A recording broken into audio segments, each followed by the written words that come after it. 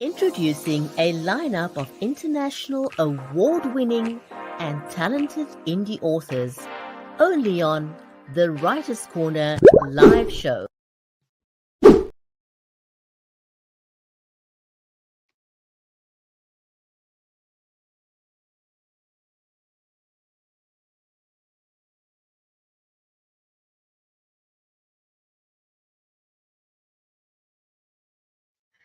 Join us as we unravel the layers of Mack Little's storytelling, discover the intricate intersections of her life and literature.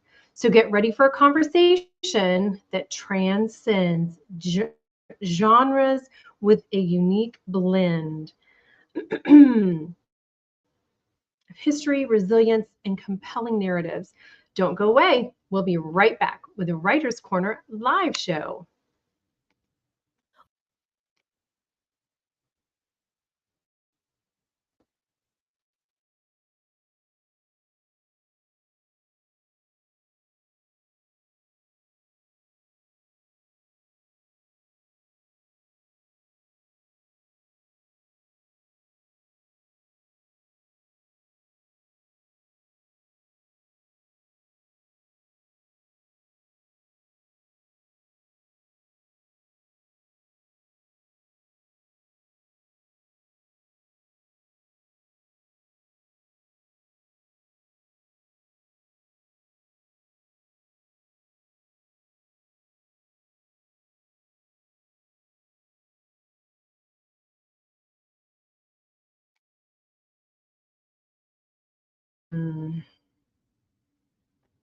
If you're just joining us, welcome to the Writer's Corner live show. If you are not following us, make sure you do so that next time you can get notified when we go live.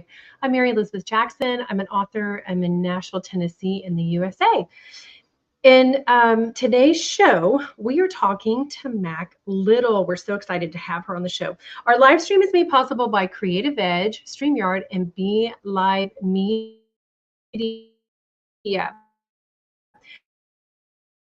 So our guest today is Mack Little. Mack Little is a decorated author with a BA and she co-authored Disaster Planning and authored 2 historical fiction novels, Daughter of Hades and Shelter in a Hostile World. She enriches her storytelling by drawing on her Southern roots, Army service, and studies in international politics. So she has a really rich life that she draws from. Mack also worked as a medical librarian and an adjunct professor at Texas Women's University.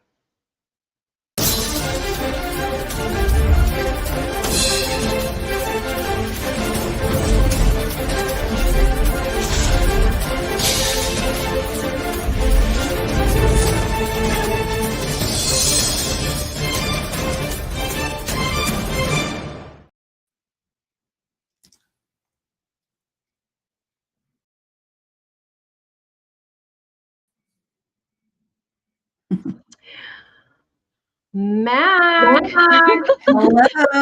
Welcome to the show. I'm so happy How to are be you? here. I'm good. Oh my gosh. We're so happy to have you here. You have such a rich life that you've lived and so many things to call on to write about. So we're just going to jump right in. If Daughter of Hades were a movie, which actor or actress would you choose to play the lead role, and what unique quality do they possess that perfectly embodies the essence of your protagonist? Well, it's hard to say because right now, let's see. I don't know the actress name, but perhaps for Daughter of Hades, the main character, Denny, would be played by the chick from Game of Thrones who played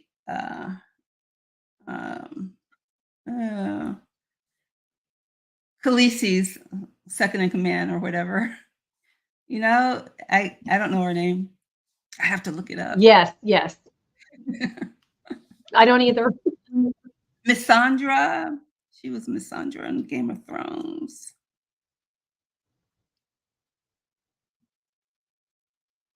Anyway, and for the male lead, for Lee, he's probably too old now, but I really love Daniel Henney. He's so beautiful, self-composed.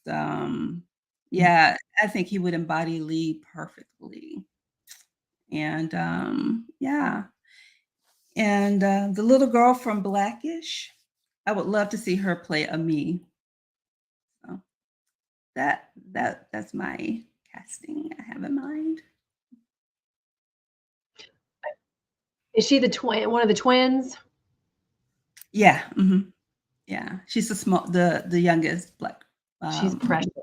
sibling. Yeah, I know, right? Yeah, she's precious. Yeah. Yes. Oh. So, well, I think those are great characters. They're great characters. All right. So your book, Shelter in a Hostile World, explores resilience, which we all need these days. If you Oh, had yeah. to survive in a hostile world, what 3 items from your daily life would you bring for comfort and why? This is a good question for all of us, isn't it? Yeah, absolutely. Definitely, I would have to have my music. Music really help improve my mood, singing and all of that. Also, a good book, and a book I don't mind reading over and over. Maybe like a series, like the Bernard Cornwell series, Last Kingdom. That would sustain me for a while, just reading that over and over. And and a journal. Absolutely, I have to write something. I have to write something every day, even if I'm making up something.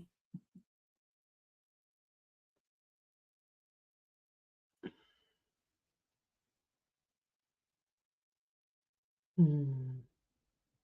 Writing is very important, isn't it? To me, it is. It's my outlet. I feel like if I'm not writing, I'm not living right.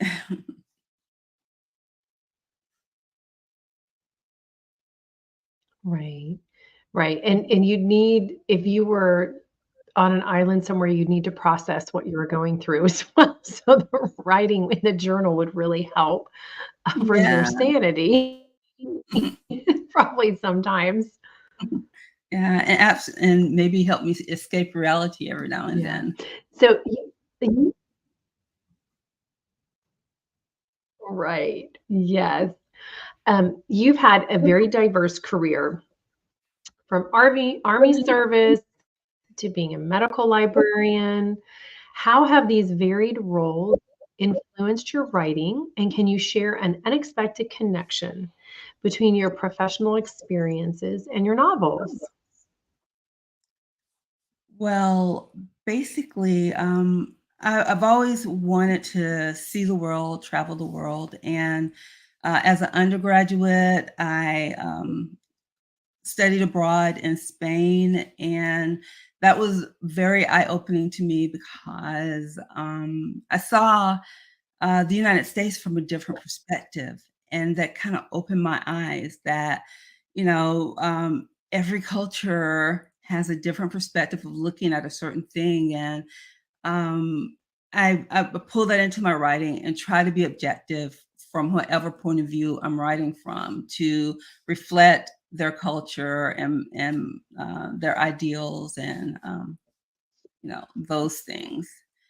Um, Being in the army, I didn't see any combat, although I was deployed to Bosnia for almost a year. And but the thing about the army is it kind of gears you up to for fighting. The cadences are kind of violent, and it kind of sets your mindset to that. And so um, I've come to enjoy imagining combat fighting hand to hand with weapons, and so that finds my way into everything that I write is combative nature between or fight scenes, or I find them really enjoyable.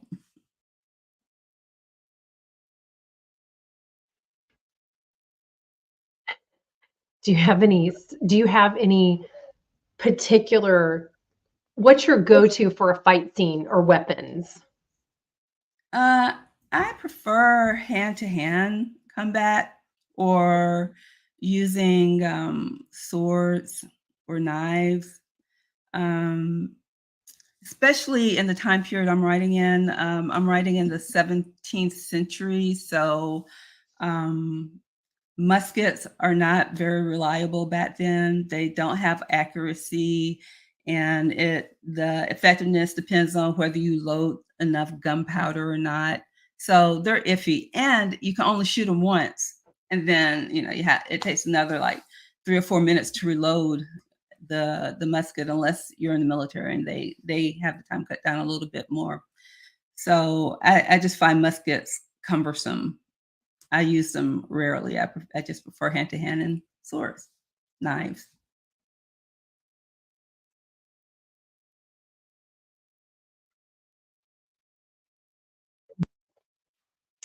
Well, I think this is an appropriate time to say that's cool. That's awesome. In a book, it's awesome. In stories, it's awesome, right? We don't want to meet somebody on the street and have to go through that. I know, right? Okay. In disaster planning, you co-authored a book. You co-authored a book that delves into preparing for unexpected challenges, which is great. If you had to create a disaster plan for your characters, what survival tips would you include? And I'm taking notes. Let's see. In the 17th century, what survival tips would they need?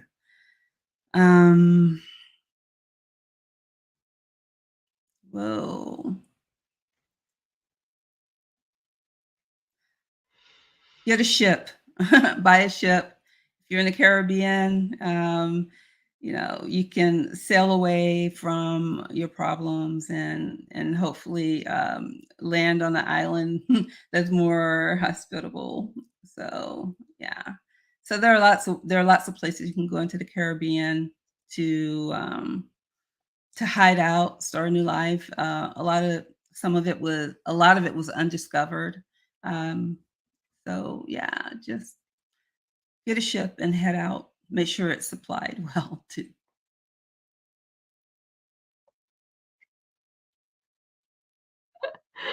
Absolutely.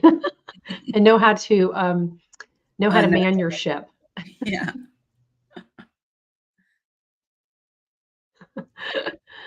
If Daughter of Hades had a soundtrack, what 3 songs would be on it?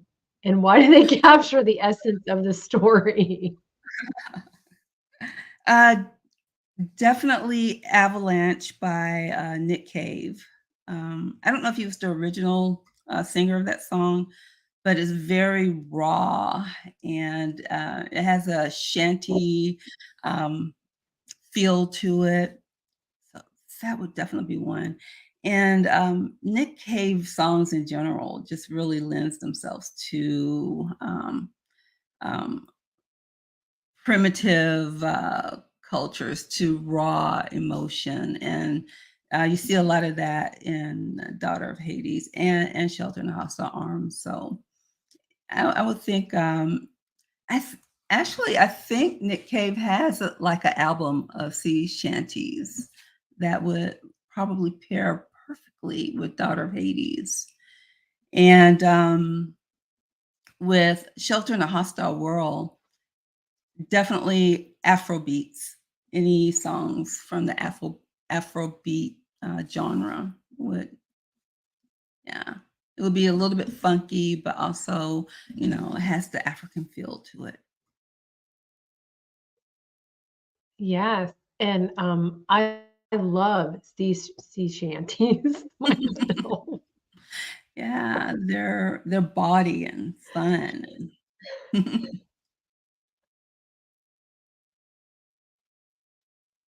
They are. They put a smile on your face and make you laugh. Some of them are just quite comical, aren't they? Oh yeah. And some are just tragic. So Southern Root. Mhm. Oh yes, I know, I know. um, Southern Roots, Army Service, and Studies in International Politics. I mean, that's a book right there. How do these elements dance together in your mind when crafting a story? And can you share a moment where these diverse influences Well, when I was crafting my story, I started with one group of people, the Maroons. Those were the escaped slaves, and you find Maroons anywhere you have enslaved people. So I wanted to start there, and I found out that Jamaica was previously owned by the Spanish, and they were conquered by Britain, and the Maroons played a key part in holding the Britons at bay, the British at bay for at least 5 years, and they never surrendered. The British ended up signing a treaty with the Maroons, and even today they still have some autonomy in Jamaica. So I started out with that group, but then I realized, okay, you had the Spanish that were occupying, had colonized Jamaica. You had the British who had just gone through a civil war where uh, King Charles II was beheaded and Cromwell had taken over. Cromwell was trying to expand the British Empire, so that like encroached on Spanish. So that created a conflict with the Spanish because they wanted a foothold in the Caribbean. So you know, it, so one thing leads to another when I'm doing my research. So the Maroons led to the Spanish, to the English, and then my main character Lee, he is exiled from China, and during the same period, there was the fall of the Ming Dynasty, which affected his life profoundly, and ended with him immigrating to Mexico and finally finding himself on a pirate ship in the Caribbean. And when you look at these things, you see that everything's connected internationally. So that was one of the realizations I came upon when I was doing political science in Spain. And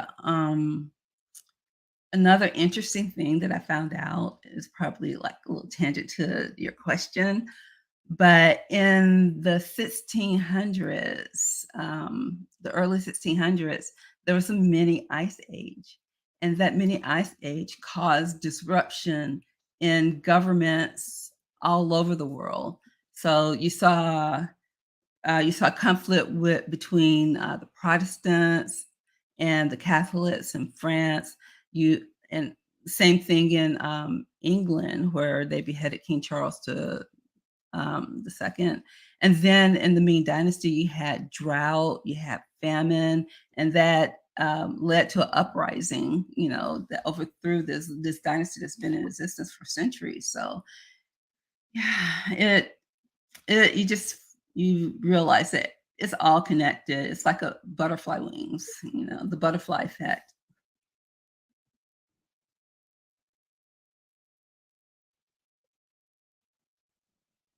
right? It's very fascinating.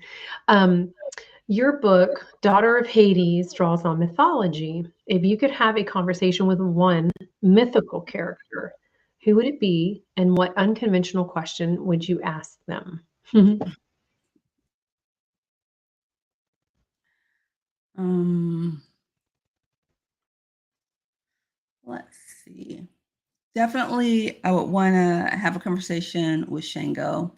He is the god of thunder in the Yoruban tradition, and which you would find in Nigeria and that area, Igbo land that I write about, that my characters come from.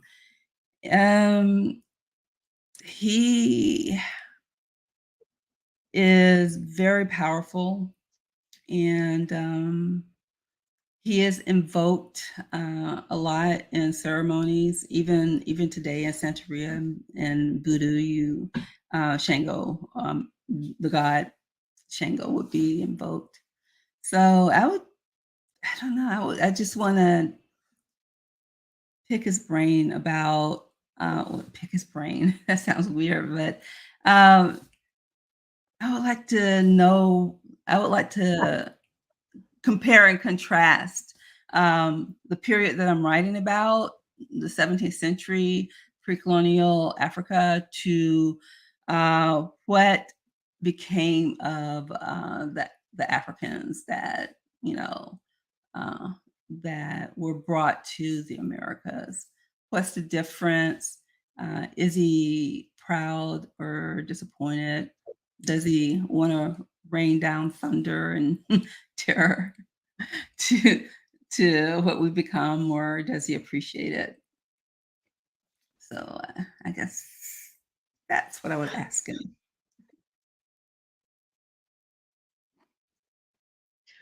Well, we would hope that that would not occur today, right? Because we would definitely be defenseless. Oh, but that brings me to an interesting point, because okay, we have we have these religions and the different nations of Africa, and a lot of them, they seem to have like multiple gods, but that's not really the truth. The gods are the gods like Shango are aspects of a main god. And I think a lot of people don't realize that in Africa, before colonization happened, that we did have an all creator God that was God of everything. And he had like deities that were helpful, like angels or maybe saints, would be equivalent to someone like Shango or Orisha, Orisha, or the Orishas. So I think I think a lot of after colonization, they kind of discounted the religions that were already present in Africa, and that had value, and it wasn't just like weird witch doctors running around, doing things.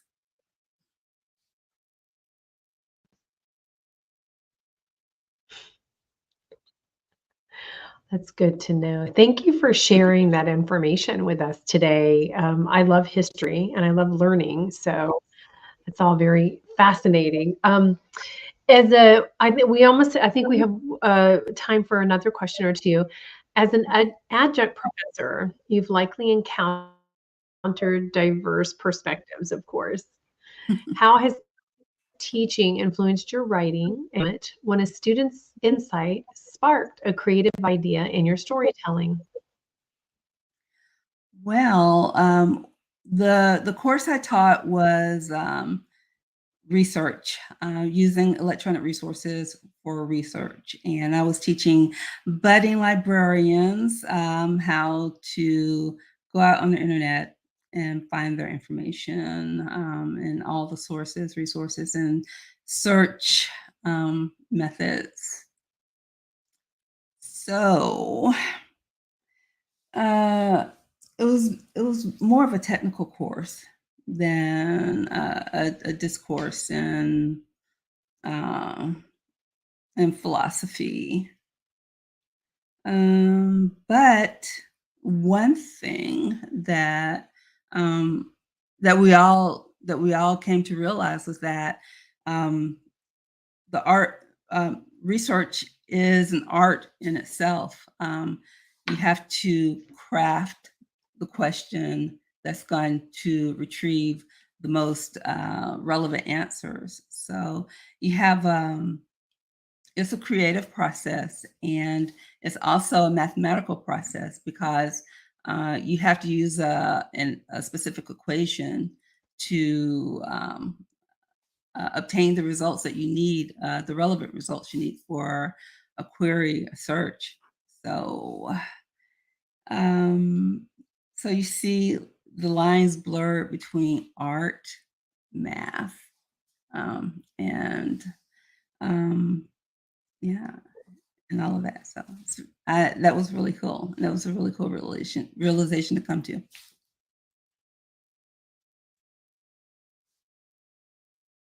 Yes, I bet. I bet.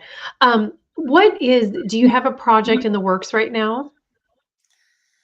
Yeah. So I've completed the third novel in this series, and hopefully next year we'll have that published. The working title right now is Fortune's Revenge, and Daughter of Hades and Shelter in a Hostile World, we looked at Nigerian, pre-colonial Nigerian. And in Fortune's Revenge, the main romantic interest comes from Ghana. And well, she's a Reuben, but she lived in Ghana for a while, and that led to her captivity. So yeah, and right now I'm working on fourth novel where I look at warrior queens in Africa, and particularly in the Asante kingdom.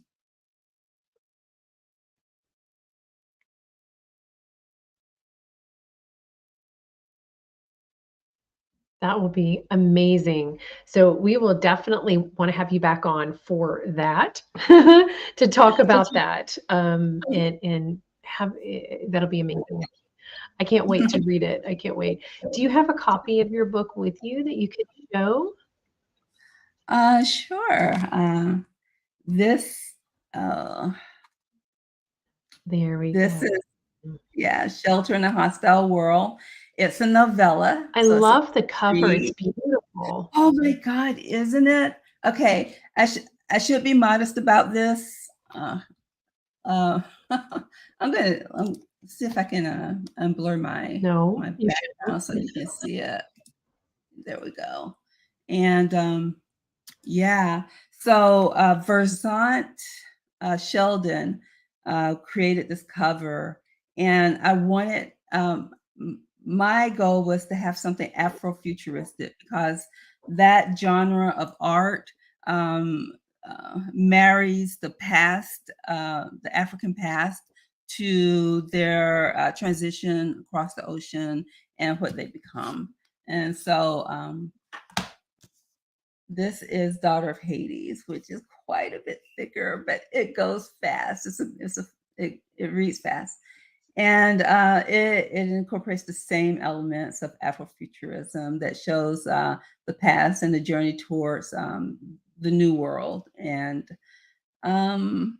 yeah, I just think they're beautiful. They're works of art. And I can only credit Versant Sheldon for creating these beautiful covers.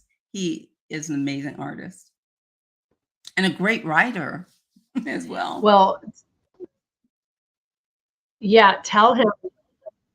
Oh, awesome. Well, tell him Rajetti and I think the covers are just exquisite. We see a lot of covers, and you're right, they are works of art. They are absolutely beautiful. Mm-hmm.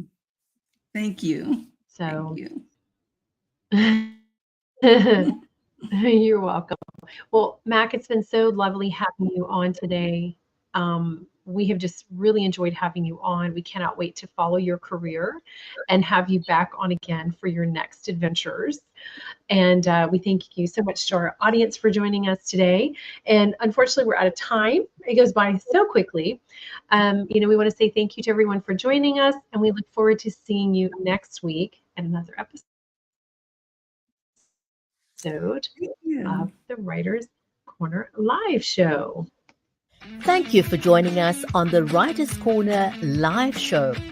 30 minutes of insightful author conversations with some of the biggest names in the industry, including award-winning authors and international indie sensations. Join us on the next episode of the Writers Corner Live Show.